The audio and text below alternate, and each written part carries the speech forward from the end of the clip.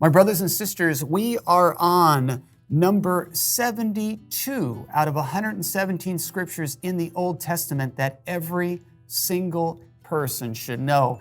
We're going to talk about the third servant song in Isaiah, the third out of four. And we're going to go to Isaiah chapter 50, verses 4 through 7. Isaiah 50, verses 4 through 7. So let's go ahead and open up to the book of the prophet Isaiah. And I want to look at verses 4 through 7, the third out of four servant songs. You remember that the servant of the Lord is a mysterious figure in the book of Isaiah.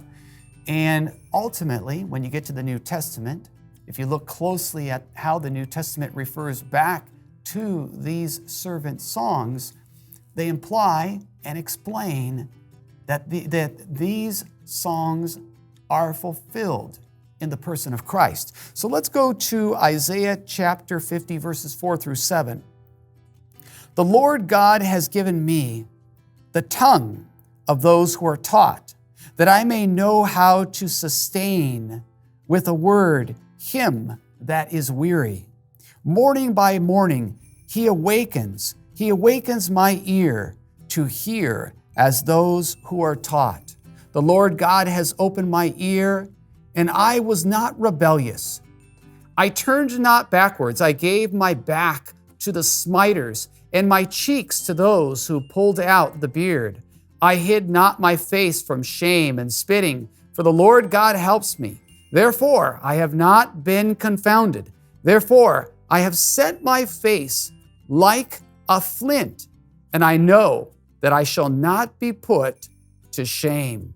And so the words of the servant psalm should inspire us, my brothers and sisters, because first and foremost, we look at how determined the servant is to do the Lord's will. And we see that same determination in Jesus' ministry. One place you can look at is go to Luke chapter 9, verse 51. And in Luke 9:51, it talks about how Jesus turned his face to Jerusalem and he began to journey towards the cross. Pretty amazing if you think about that. He turns to Jerusalem and he begins to journey to the cross. Go to Mark chapter 10, verses 35 to 45, and you see Jesus journeying towards the cross, and he goes right in front of all of his disciples, and he's leading the way to the cross. You see the same determination in Jesus' ministry. He wants to do the will of his Father. So I want to invite you to reflect on this servant psalm, and especially to ask yourself, am I determined to do God's will? Do I have the same determination to obediently do God's will? In Isaiah talks about how the servant was smitten, how his beard was plucked. When we read about Jesus' passion, we see similar types of suffering.